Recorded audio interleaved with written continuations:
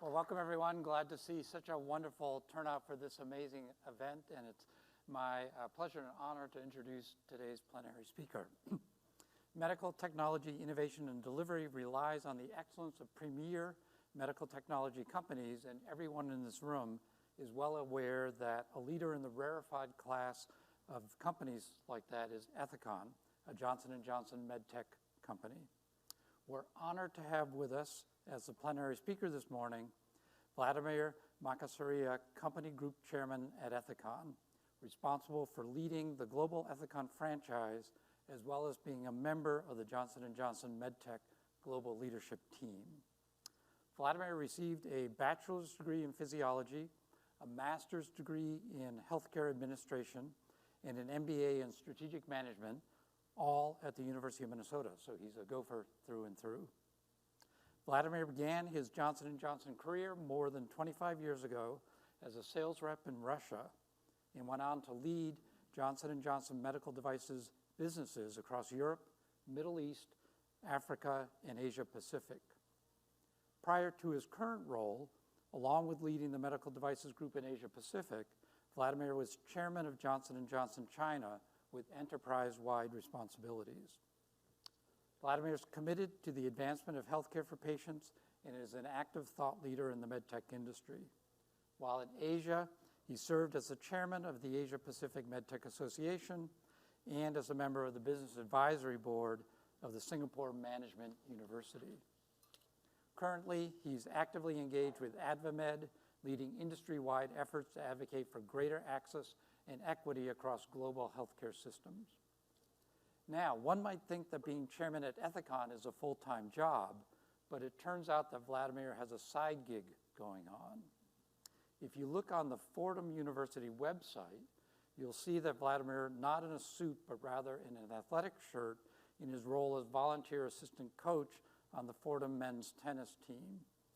Read his Fordham bio, you'll learn that he was one of the top juniors in Russia, won the 1994 Big Ten Conference while playing for the University of Minnesota, and currently competes on the International Tennis Federation World Senior Tour.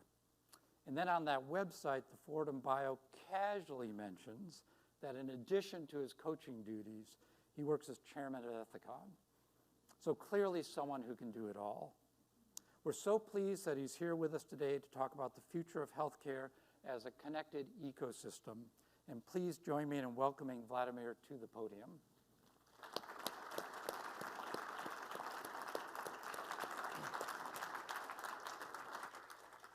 Thank you so much. Thank you. That's very kind of you.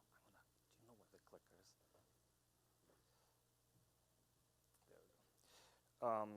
Will, thank you so much for a very kind introduction.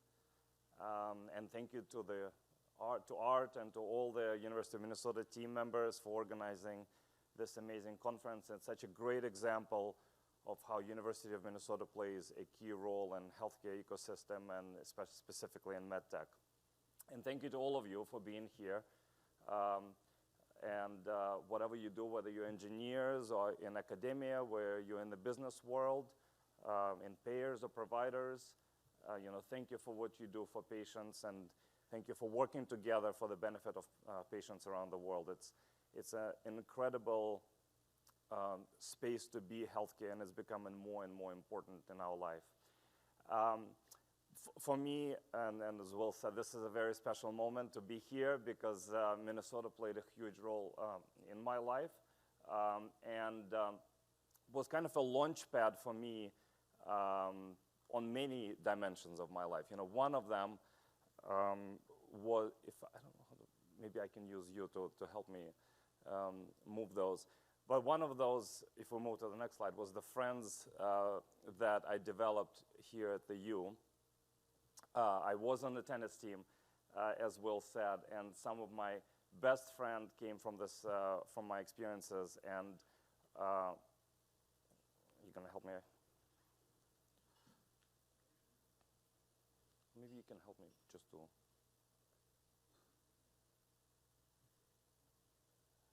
It's all right. Some of my best friends came out of here as well. And then on top of that, when I did my MHA program here. I met my future wife, and we've been together for the last 30 years, so she is also a Golden Gopher as well. And so Minnesota played a huge role in my personal life. So again, thank you for the opportunity to be here. Lastly, what I would say is when I started my career in J&J right out of graduate school. And here we are, so we'll go back. This is the tennis team. Right after we won Big Ten championship, Shashank, I think on the way to the finals, we beat UPenn. Here's our coach, David Getz, and he's still a close friend and a mentor. And here's my wife and I in our MHA class. And I think this was 1996 when we were graduating. So all of these people still play a very important part of my life. Now, I started J&J right after grad school, but J&J hired way cooler people than me from University of Minnesota. And one of those people is Edith Van Custer. So Edith joined Johnson Johnson in early 20th century. She graduated from the university with a degree, I believe, in chemical engineering, and was the first scientist woman working for Johnson Johnson. In fact, J&J in early 20th century hired 3 scientists, and she was 1 out of 3. And what an incredible visionary benchmark J&J and the University of Minnesota set in terms of setting the vision for diversity in healthcare industry. And this is still a critical topic for us. And as an industry, as academia, as a holistic healthcare ecosystem, we need to continue to improve diversity on every front of the organizations. And it's not just important for our own organizations, it's important for patients. The only way for us to solve all the unmet needs around the world of healthcare is if we become as diverse as the patients we serve. And so to me, there are so many unmet needs that we need to solve. You know, I work in the world of surgery, so I look at the world from that lens, and you know, more than a third of current disease burden around the world should be treated with a surgical intervention. 5 billion people today don't have access to quality surgery, and those who do, 25% or a quarter of them end up with post-surgical complications. You know, you look at the number of surgeries that we need to add annually around the world to be able to provide access to hair, and it's a huge number. We need to more than double the number of surgical procedures around the world. And finally, you know, almost a quarter of the world population have vision impairment, and it's incredibly important that we continue to also to work on those unmet needs. But it's not only the disease burden that is there, and it's significant. The diseases are also changing. And if you look at this slide, it's a little bit of a busy slide, but the y-axis is the percent change of disease burden on the world. And the X is the higher likelihood with age. And what you can see here is, you know, in the next 20 years, cancer, cardiovascular diseases, mental health and neurological disorders, musculoskeletal diseases, the growth in this will be tremendous. So for us, it's how do we manage, we're starting with a gap in terms of unmet need in healthcare. And that gap is actually growing and changing. And if we go to the next one, then what you will see is with today's interventions, if we can just take an adoption of current surgical intervention around the world, we can actually solve a third of the disease burden with what is available today. However, then the economic side of things come into play. And what you see here is that chronic disease spending in most of the countries is obviously a majority of spending. In the United States, 86% of all the spending in healthcare is focused on treatment of chronic diseases. And then if you marry that with the aging and growing population, there's some incredible statistic here. So in the early 1900s, in the early 19th century, the world population for the first time hit 1 billion. And so it took us thousands of years to get there. The last billion, over the last few years, we built in 11 years. So we moved from 7 to 8 billion in just 11 years. And then the aging part of the population. Today, about 9% of the world population is over the age of 65. By 2050, that number is going to be north of 20%. And so obviously, we spend significantly more on people that are over the age of 65. So what does that mean, and what does that mean for the economy? And this is the scary statistic. If we continue the demographic and economic trends of the past and project it into the future, by 2080, United States would spend 65% of its GDP on healthcare. You look at, we don't need to go that far, 2030, 24%. Most of the countries will be, in 2030, will be north of 10% and in the teens. And so when you look at this, we're facing with a major dilemma in healthcare. There is a gap that exists in terms of human health. That gap is growing. And the supply, the ability to close that gap economically and from capacity point of view is not there. So how are we going to solve this dilemma? And the only answer is innovation. And if you look at the innovation across medtech, we had that pace is clearly accelerating. Open surgery was, we first moved from non-sterile to sterile surgery, and then that really elevated the development of surgical procedures around the world. And then in the 70s, we started to get surgery to more minimally invasive, with laparoscopic surgery. We're now in the era of robotic surgery, and the future is going to be much less invasive, percutaneous and deluminal, ultimately incisionless surgical procedures. And the pace of that innovation is accelerating. And the medtech industry is doing its job. This slide shows the number of transformational innovation approved in the United States every year. And you see that the number of approvals is going up. You see there's a little bit of a slowdown with COVID, but in general, the trend of innovation is going up. And that is very significant. And then what does that mean from capability point of view? If you then look in the details of innovation that is being brought to the market, the things that characterize it, it's A, it's becoming less invasive. B, it's becoming more personalized depending on modality of surgical procedure and patient needs. And then C, you start seeing new modalities. So instead of just open and laparoscopic surgery, you see much more intervention that is done percutaneously. You see much more innovation than done endoluminally. And now there are technologies in development where you can actually alter a tumor inside the body without touching the body. And that, to me, it will be the future of surgical intervention.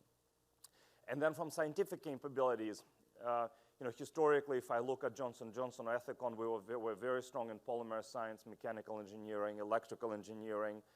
And the world is moving much more toward software engineering, microelectronics and miniaturization, advanced imaging. So how can we see through technology what an eye cannot see?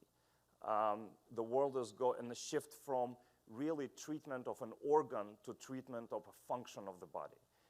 And that is going to be a major shift in healthcare, where historically healthcare has been episodic, where we do an X-ray, an MRI, CT, then we take that into the operating room, we use a suture, we use an endocutter, and so forth, and then we do the rehab. The world is shifting to the holistic treatment, where diagnosis and care will be done as an episodic, in one episode of care, and that will require significantly different technologies for us to bring to market. So this is another way to look at not just what is driving those improvements in innovation.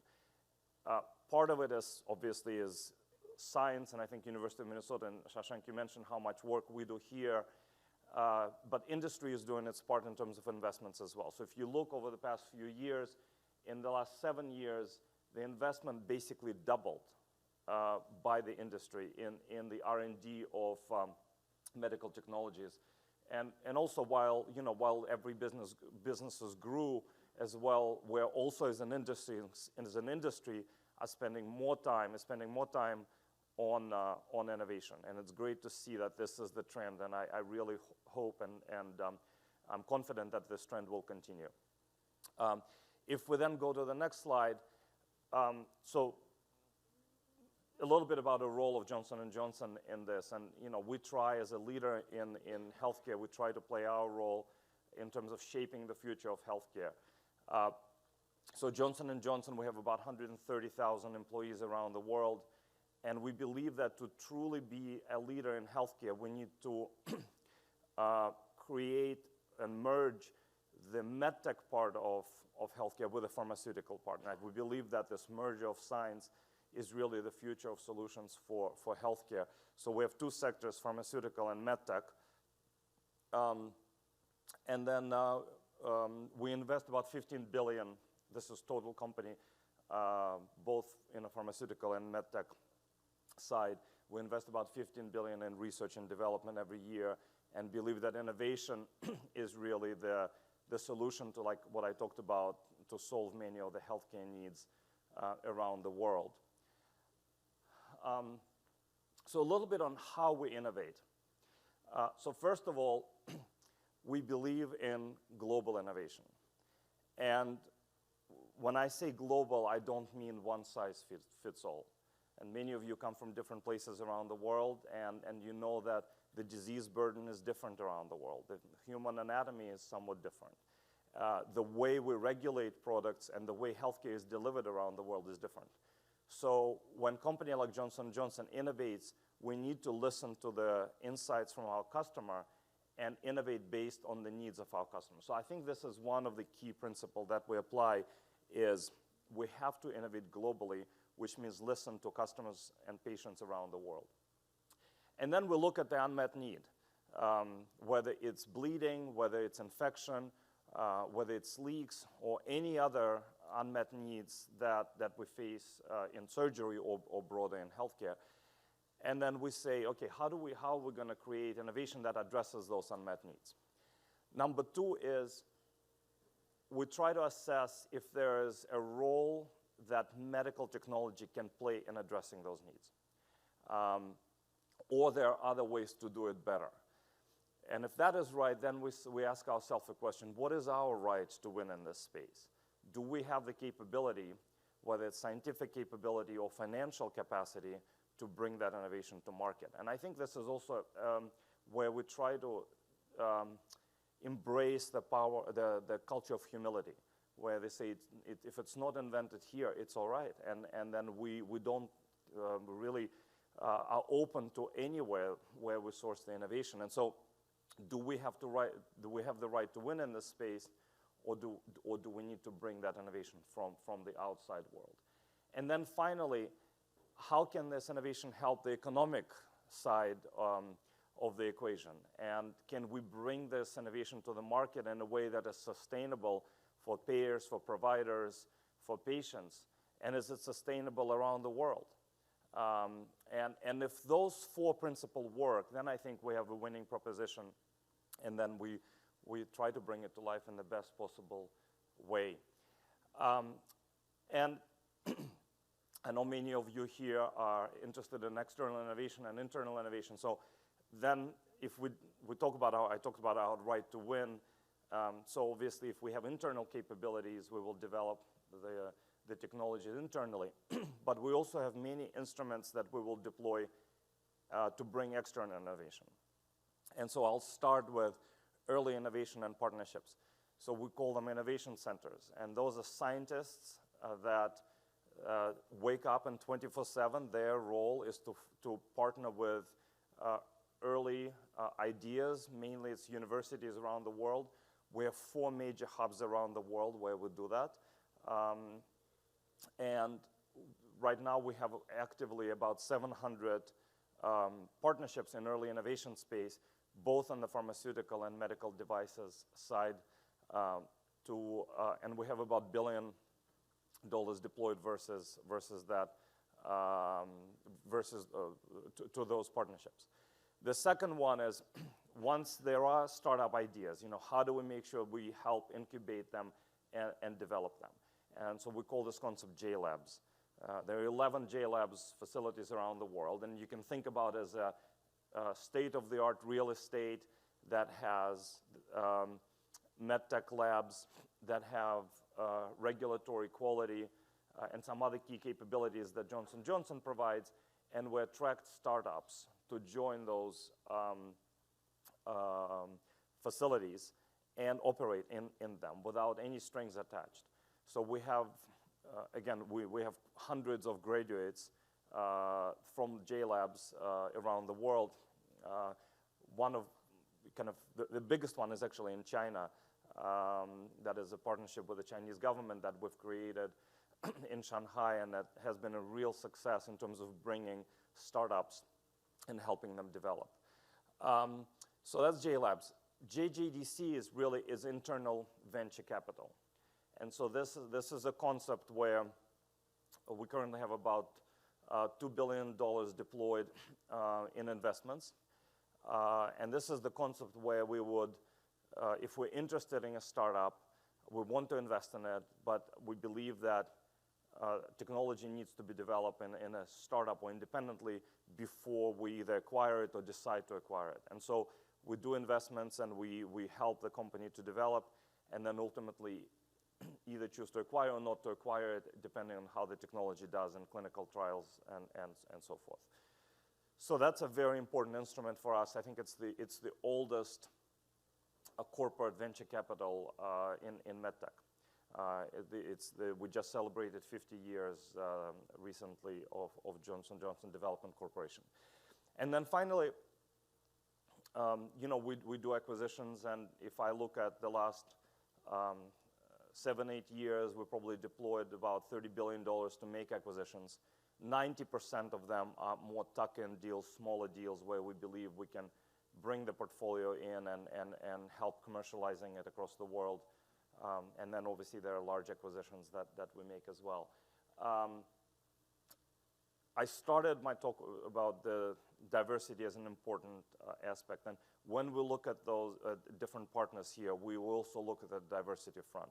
So J-Labs, for example, one of the criteria to join our J-Lab facilities is how diverse the leadership team is of the startup. So 30% of the startups are led by female leaders, 30% are led by minorities, and it's a very important part that we play in the ecosystem, not just from the pure business point of view, but as an opportunity to give back to the community and then develop the diverse leadership workforce across medtech. So where is it all going to lead us, both as an industry and as kind of as Johnson Johnson? How do we see our part in this? So healthcare is going to change, and I think the beauty of this is that we all will live through a revolution in healthcare. We will have to solve this dilemma between the unmet need in healthcare and the inability to continue to do what we're doing economically. And so when I look at future of healthcare, we're going to move from episodic diagnosis to something that is continued. We're going to use digital technology, machine learning, AI to be able to remotely diagnose diseases, and in many cases prevent them before they happen. If I look at the inpatient care, we're going to move to less invasive, smarter, more personalized technologies. We will move to the world where surgical procedures will be done virtually, and you will be able to do a surgery in a remote village in Sudan and operate out of New York or Minneapolis. We will move to the world where, again, like I said, we will use the AI to help surgeons and healthcare practitioners navigate procedures versus be just instruments in the hands of humans. So I think we can imagine where the world of healthcare is going to go, but that's the beauty of it. I think that's where we need to work together as an industry to make sure that we bring the best solutions to the market. And I don't know what the future of healthcare is going to look like, but altogether, we can clearly build that future. And I think the only way to do it is if we start working closer together as an ecosystem, starting with patients. Patients, and it's, by the way, it's all of us, taking more accountability for our own health, both discipline in terms of our lifestyle, taking care of our bodies, our minds, and I think this is going to be a very, very important part of the solution of healthcare. Manufacturers like Johnson Johnson, need to commit to bringing more transformational innovation to the market at better cost. Regulators need to continue to facilitate safe products to the market, but at the same time do it much more efficiently and quicker. We need to align regulatory systems around the world so that we don't have to deal with local burdens in terms of bringing products to the market. If we can align globally on a path, on a regulatory path, it will be much more efficient and much better for patients. Providers continue to provide quality healthcare, but really address the issue of cost and how do we do it with a lower cost and more efficiently. And then the academic world, how do you challenge us and really kind of think about what is the next horizon of innovation, and not just incremental innovations that we can bring to the market, but how can we transform the paradigms in healthcare. And if I look at J&J started in the late 19th century with an idea from a surgeon that was a revolutionary idea. It was Sir Joseph Lister who applied Louis Pasteur's theory of sterility and said, if I create sterile space in the surgical environment, the patient outcome is going to become better. And everybody laughed at that idea in the surgical world, and one of the businessmen took the idea, and that's how Johnson Johnson started. And so it's a push from the academic world to the healthcare ecosystem to do transformational moves and so forth. And then payers, to be able to marry the concept of effective and keeping the low cost in terms of reimbursement and drive access to care.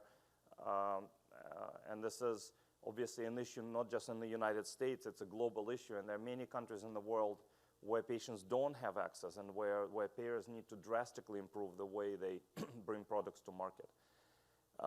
And then investors. Very importantly, that to continue investing obviously in medtech, I think it's very important that medtech and healthcare become attractive, even more attractive in terms of investments to make. And then within that, we continue to fund paradigm shifts, because incremental innovation is not going to get us where we need to go and how we need to solve patient needs.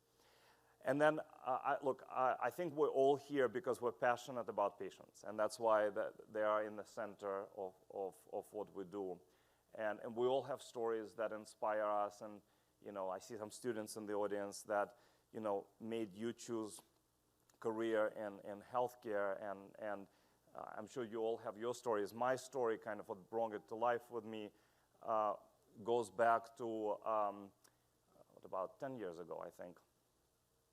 My daughter and I went to Morocco together on an Operation Smile mission. And Operation Smile is a charity that treats cleft lip and cleft palate. And there are many kids around the world that have that. You don't see that much in the developed world because those are the procedures that are very easily done after the kids are born. But around the world, this is a major healthcare issue. And every 10th kid dies before the first birthday. And then those who live cannot eat well, cannot kiss, cannot whistle, but more importantly, they're not part of the community in which they live.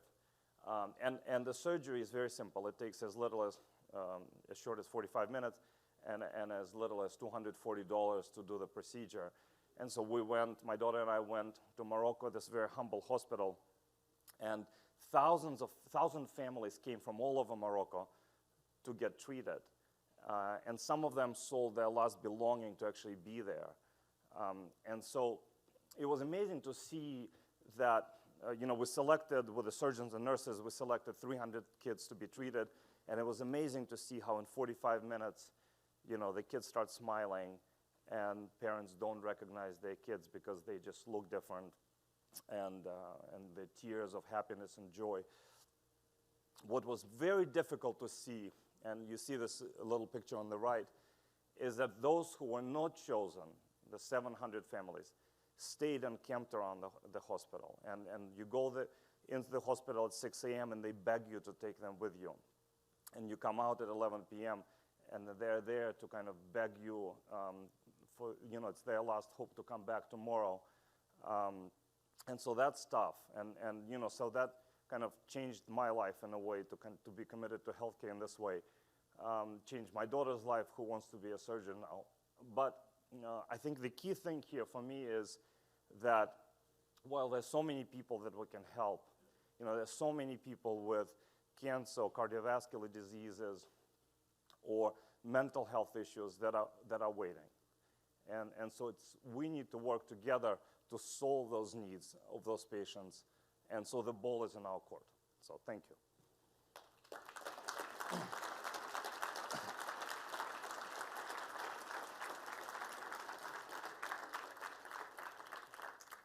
Thank you so much for a incredibly inspiring talk. We have plenty of time for questions, and there's a couple people around with microphones, so here's your opportunity. Maybe before we start, I want to introduce Ib Badeo,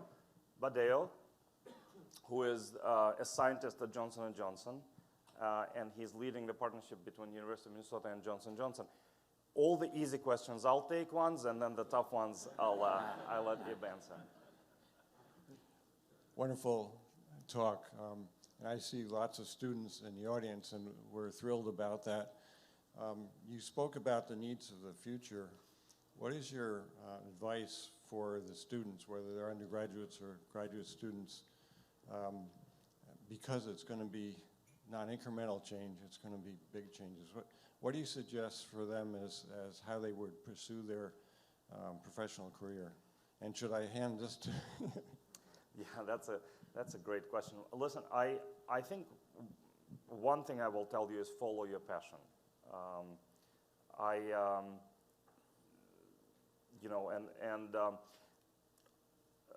I wanted to be a doctor first, and then when I went to medical school and decided it's really not for me, but I wanted to stay close to healthcare, and really Johnson Johnson was kind of this opportunity for me to bring together the business side of healthcare and the medical side of healthcare, if you like, and innovation. And so that, actually I joined Johnson Johnson because it was the only offer I had. And we had to start our life together with my wife, and it was I didn't have really other options. But I stayed there because of what we do. And I think if I give you one advice, first of all, let me say congratulations for choosing healthcare. And even more congratulations for choosing University of Minnesota, and we're very grateful that you chose the university, because I know you have many places to go, and it's a wonderful place to be.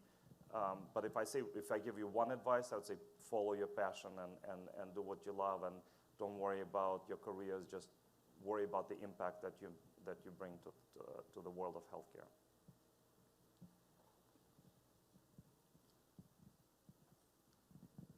Thank you very much for a beautiful presentation. As a neonatologist and pediatrician, I'm a little afraid of the demographic shift that you're portraying for us. The emphasis on the aging population, the emphasis on the population shift. And so I'm hoping you can comment on what's being done at the corporate level in miniaturization, in ignoring some of the economics that don't favor the young, focus attention and build the technology for the infants and children. Yeah. No, first of all, I would love your insight on how we can, as an industry, how we can help and develop more. But I think this is one part of healthcare where actually we see tremendous improvements. And if you look at the statistics, you actually see that many of the issues, and this is globally, I think US has been pretty stable in that, but if you look at the developing world, you see that some of the neonatal issues that were there have been, maternal mortality or infant mortality has been declining around the world. So I think you and your colleagues around the world have made tremendous progress in that. I agree with you that the next generation and what we need to do for them, it's just as important. So we're all ears and will follow your lead in terms of what can we do more from innovation point of view. But I do also at the same time, I think, as some of those trends that I talked about, miniaturization, less invasive procedures, artificial intelligence, actually the young population and a very old population will disproportionately benefit from it. And 100% agree with what you said. Bala Haridas from Texas A&M, and good to see you again, Vlad, the former bosses. Bala used to work for Johnson Johnson. I used to, yeah. But following up on the pediatric consortia, we have 5 pediatric consortia around the country. I run one of them, funded by the FDA, and EBIS closely in discussions with me on the topic. But it's a topic that's pretty close to my heart, and really, I'm locked and loaded into this mission of making the difference. Question is, there's the miniaturization problem, but there's also the differential disease problem, meaning the diseases you see in pediatric patients are very different as well. So we'd love to see what ideas a company like J&J and all the large companies can help these consortia around the country become successful. And again, the mission is not to build a market, but treat the patient. So that's the challenge we have. But love to hear more thoughts around that as well. Listen, I think my thoughts would be I would love to partner and learn more about how we can help. If I look at the current capabilities and where J&J has kind of developed care for the younger generation, one is surgery, and it's both obviously kind of open surgery where our products are used in terms of sutures and so forth, cleft lip, cleft palate I talked about, but also vision. So many kids are now have vision impairment, and I think a lot of focus of what we do is on that. But we're open to any collaborations and that with you and to see what we can do and how can we apply some of our muscles to help and serve what you're trying to achieve. So let's not lose that. Let's build on that. Hi, I was wondering, so the slide that you presented with patients at the center and all the different spokes, one aspect that seemed to be missing was governments. And of course, they're there as part of regulatory. But how, could you provide us with some more examples of how Johnson & Johnson supports like government and addressing those social determinants of health, like poverty, structural issues, food access, those sorts of things? Yeah. No, it's a great question. The reason you didn't see government on that slide is, like you said, it's government a part of, or could be part of, or actually all of the stakeholders. Government could be a provider, could be a regulator, could be a payer, could be an investor, could even be a manufacturer, right? So it's a very important stakeholder. And I think if you look across the world, the role that governments play in this stakeholder map, if you like, is different. Government in the US plays one role in healthcare. In China, it's very different. If you look at China, it's end-to-end. Healthcare is basically centered or founded in the way the government operates. So to answer your question, number one, we try to build local capabilities across Johnson & Johnson and then work with the local governments to see from policy point of view, from value creation, what can we do in the local situation? Because what we can do in India is very different what we can do in China, what we can do in the United States or Western Europe from the partnership point of view. One of the big topics for us, it's obviously policy development. So many governments across the world look for us to partner and see how do we bring innovation to the market in a more efficient, safer, more effective way. So that's one big topic. And obviously, if I look back to the unmet need that I try to explain today from my point of view, the world needs more medical intervention, first of all, and better medical intervention. So everything that we do, including with partnerships with the government, is focused on that. One of the recent examples, for example, we have partnerships in Africa, and we're deploying it now in 3 countries where we're going deep on long bone trauma, which is a major issue in sub-Saharan Africa, and then fistula. Those are 2 topics that are, kind of solved, or you don't see the economic impact in the developed world, but in some of the countries, specifically sub-Saharan Africa, this is really debilitating for patients, but also for the societies from economic point of view. So there are many examples, and obviously we have an arm of Johnson Johnson that is, and we call it Global Public Health Foundation, Global Public Health, where we bring either pharmaceuticals or medical devices into parts of the world that cannot afford care, and so we deploy very different model. And I'm very happy to connect with you to kind of to go a little bit deeper on this topic. But it's a key priority for us, is how to improve access to healthcare globally.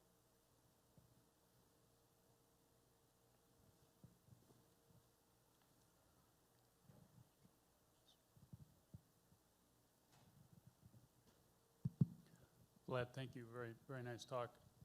I'm not sure if this is a question for Ib or for you, so, I think Ib, let's give Ib a... So if we're going to reach at the University of Minnesota Shashank's 1.5 billion, we have to, do more. And so a lot of the faculty and the students participate in larger center structures and institutes and bigger initiatives. And at the federal government level, we know ARPA-H is coming. And so, there's discussion around building ARPA-H hubs. Maybe the hub is in Chicago, spokes are out here or wherever. How does J&J look at that kind of an opportunity where you have a larger federal funding agency that could potentially partner with one or more institutions around something big, because they don't actually even put a dollar amount on these ARPA-H projects yet.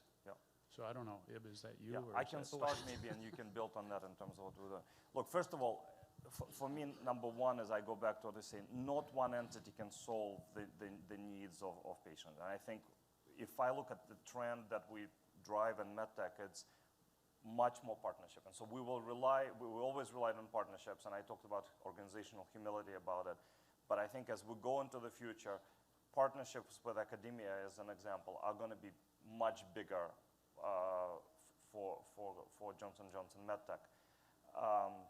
So we're open to build, and we have some foundation today, but obviously we need to dream big, and we're very open to build kind of broader, more meaningful, more impactful partnership with the University of Minnesota. And I think there's a lot of common things that we do, the passion that we have, but also the quality of people and talent you have at the university here, both from students' point of view, professors, engineers, and so forth. So I think that the people is number one. The facility is number two, the just incredible breadth and quality of the facilities and technologies that you can use to develop new products and kind of shift paradigms in healthcare. And then finally, the kind of the processes that you have. I was listening to you at lunch. But that all kind of, if we can bring it all together and also use the strengths of Johnson Johnson, whether it's financial or capability strengths, kind of knowledge of the global markets, I think companies like J&J or many other companies would be fortunate to partner with the University of Minnesota. I don't have anything more to say, because key really is how do we bring our capabilities and where we're good, what we're good at, and partner with the university to really advance innovation. ultimately we want to, the patient is center of all. So, thanks. Hi, Melanie Day of Daily Results Consulting. It's really exciting to see how Johnson & Johnson is approaching innovation and focusing on the less developed world. I'd like to reflect now on the developed world that we live in and the importance of family members and caregivers and patient health. As a daughter of an aging parent, I've been asked to make healthcare decisions that can be a bit bewildering, even for me in the industry. And I'm wondering how family members and other decision makers might play into the ecosystem that has the patient at the center. Thank you. Well, it's a great question. I'm not sure. It's a great question, and I think all of us at some point of our life will deal with the situation. I have the same issue that I'm dealing with my family, and I'm not sure I'm the best person to answer your question, but I would take it back to say that whether it's patients or families, we will play a significantly bigger role in our own health.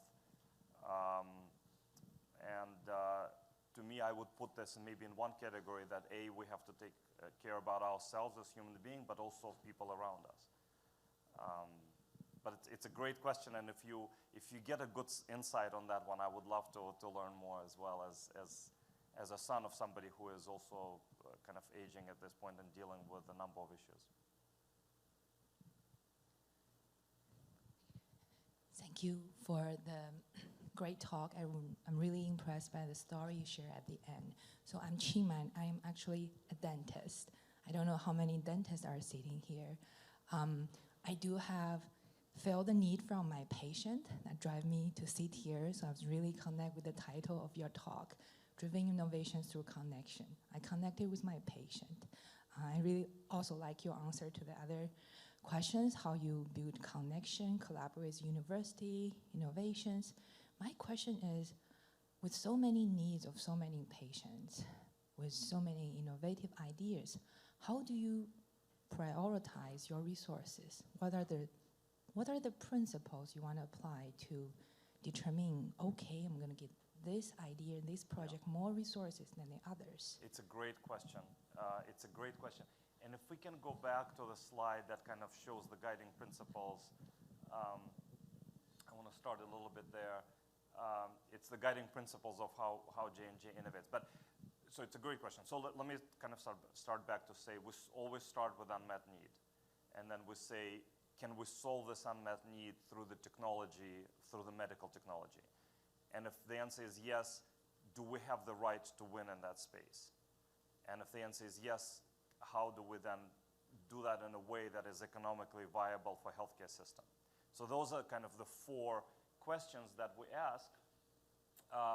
If you go, I think it's one back, one more. Yeah, there we go. So this is how we would define the space, and then we would prioritize based on kind of, every one of this criteria has a qualitative, obviously, part, but also a quantitative. And so this is how we prioritize the spaces where we operate. Then within our current portfolio, we do prioritization, and we basically use the following method. We use the four quadrants in a way. And on the y-axis, you have growth of the market, so market potential. And on the X, we have our ability to win and our rights to win in that, our ability to execute. And then we plug in different technologies on this map. And so if the best place to be if we can execute well and it's a high potential for the market. The worst place to be is when it's low potential for the market and we don't have the right to execute. And we use this kind of method to prioritize where we invest. And then there are many areas that I can tell you that I would love to invest, but either I understand that Johnson Johnson is not the best home for that opportunity, or that financially we need to prioritize something else, or that the needs from the patient point of view are bigger somewhere else. And that that's where I think all the partnerships also come in to say, how can we utilize the full ecosystem to create that innovation? And sometimes we have innovative idea or even technology, and we say, hey, it's probably best in the hands of another organization that has more depth in this area. So just to give you a little bit of the flavor of how we prioritize. But we are in a resource-constrained environment today, especially. But it's part of our operation, kind of any time. And so prioritization is a key aspect for any innovation. I'm sure University of Minnesota has its own prioritization mechanisms because there's so much there, and I'd rather do a few things but do them extremely well than spread ourselves thin and not get anything done. So.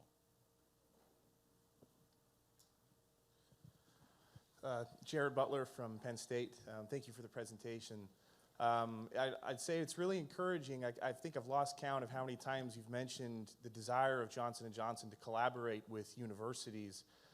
So my question is as a young faculty member, what advice would you have or strategies of how we can be better prepared to be those sorts of collaborators and support the sorts of visions that Johnson & Johnson has for these types of collaborations? Maybe you take that. Is that mine? Hold on.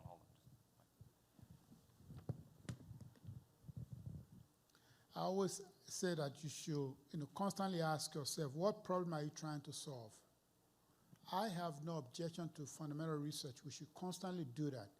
But the fundamental research has to build to something that we're going to try to solve a bigger problem. And then for partnering with Johnson & Johnson, we have a high strategic area of interest. And you can reach out to me and say, Ebe, is this an area that's of interest to Johnson & Johnson? And one thing that I've always committed to, you get a feedback. And so that's how you look at what you're doing, what problem are you trying to solve, and then companies like ours, you can approach us and say, is this an area of interest? And then let's find a way to partner together to advance that innovation. And what's also key important is that we will also share with you what are the key questions you should address. And those are important because once you've been able to address that, in some cases I always even share with folks, you need to convince yourself this is a viable technology to advance. And to convince yourself, then that means that you have to solve some critical questions. Are there showstoppers questions that you need to address? If you can't address those, then honestly, you can't, as we say, how do I play to win? It may not be a real area for you to play to win.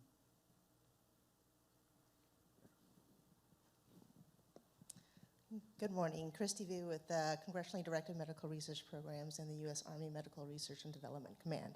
I want to address one of the issues related to access.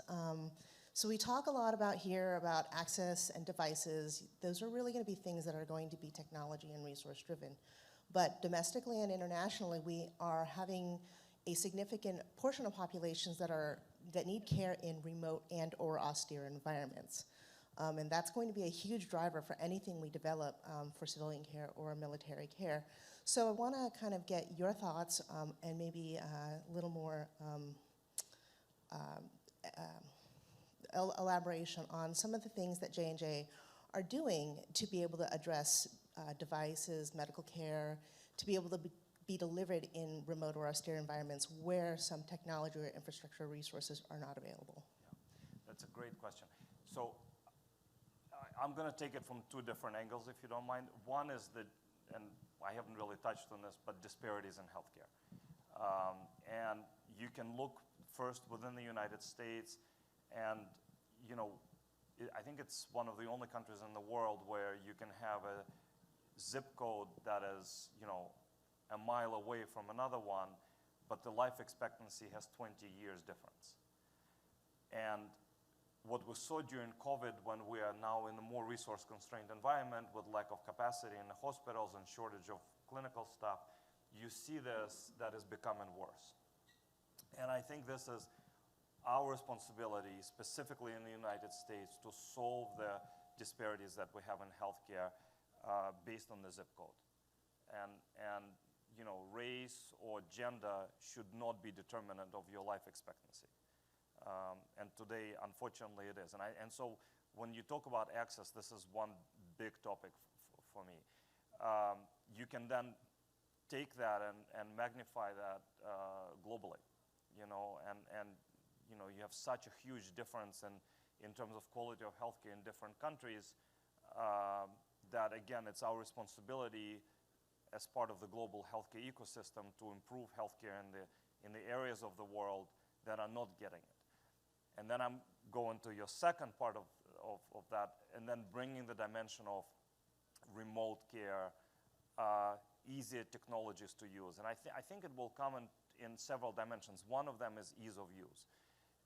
There will be technologies. Think about very simple things like measuring your blood glucose. Historically, to measure blood glucose, patients had to come to the hospital, had to do relatively complex diagnosis to understand what their blood level is. Today, you can use a meter that you don't need anybody else. You can do it yourself, and then today you can actually do it continuously through devices, and they can transmit data to your GPs and who can then help navigate your treatment. I think more and more technologies will go that route. And today, sometimes it's difficult to believe that some of those complex things that we do in hospitals will be done by patients at home. Whether it's home monitoring, whether it's diagnosis, whether it's even treatment, I think that is going to become, that's evident. The second piece is using virtual reality and using digital technology to actually deliver care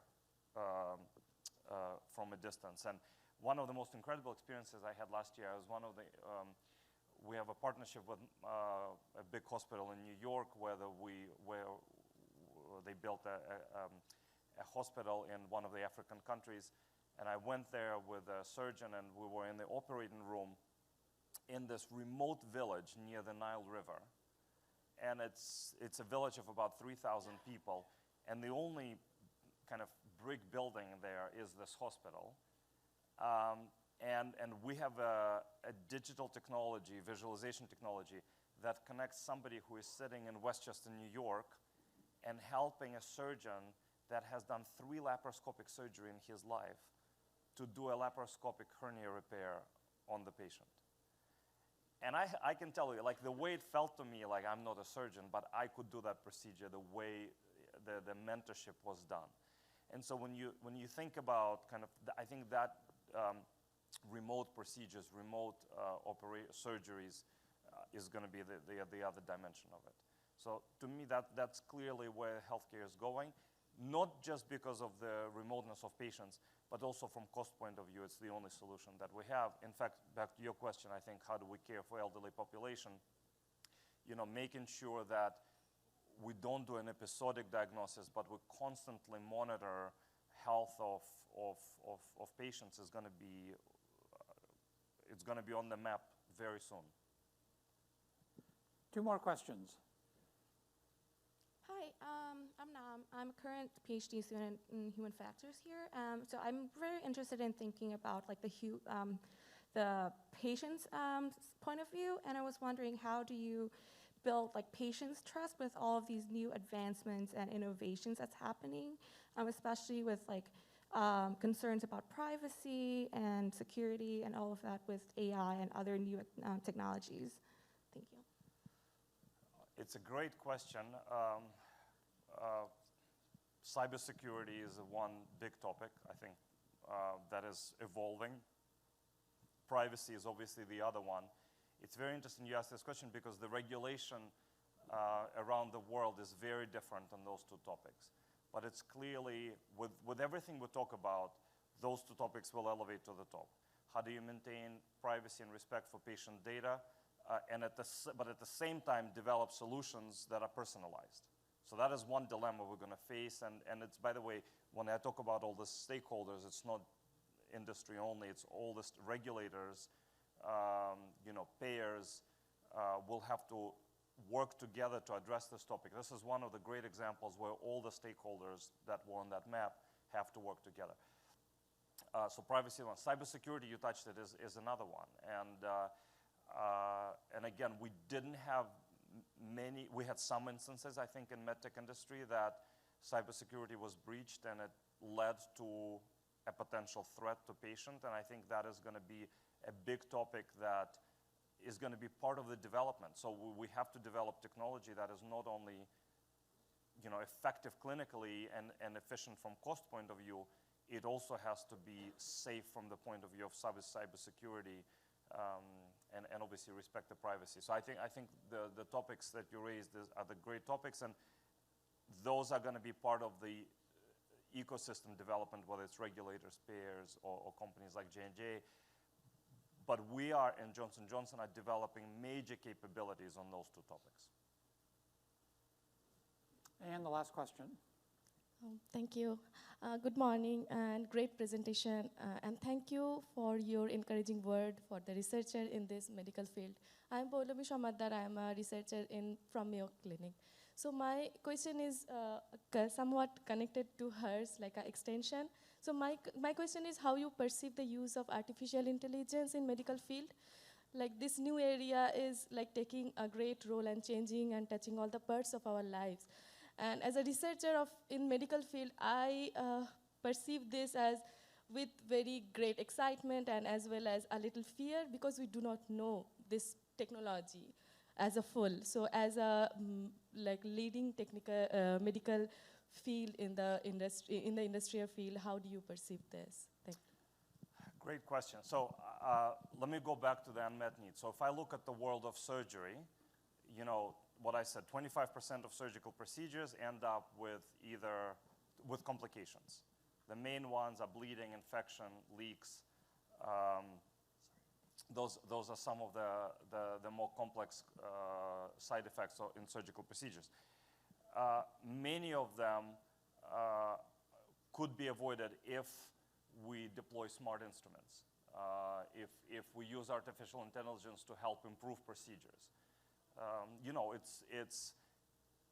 When I was a student at the University of Minnesota, I had a paper map, and I would have to stop at gas stations to find my way around. And it's not pleasant when it's -30. And I didn't have all the artificial intelligence to help me drive, because now when I get into the car, the navigation pops up and it says, it knows the time of the day, and it tells me I'm going to work, I'm going to gym, it knows that, and it's very easy to navigate. I think, I share your excitement in medical technology because it is going that way. And today it already exists where you can use robotic, digital technology, you can use endoluminal technology to navigate and help navigate to the areas that, of the body and that you couldn't imagine before, and the technology that gives you feedback on how to best do the procedure. So that's clearly the future, and I share your excitement. At the same time, there are ethical considerations for us as a society that we will have to kind of develop and agree on. And again, not one stakeholder, this is another example, not one stakeholder can make the decisions here. I think it's the whole healthcare ecosystem. We'll need to work together on how to regulate that space, how do we use that technology, because obviously there's a lot of excitement and benefit there, but there's also a flip side in terms of some ethical dilemmas that we will face. Wonderful. Please join me in thanking Vlad. Thank you.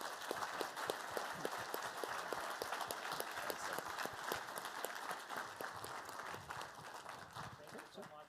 Have a great conference, and again, it's a privilege to be here with you.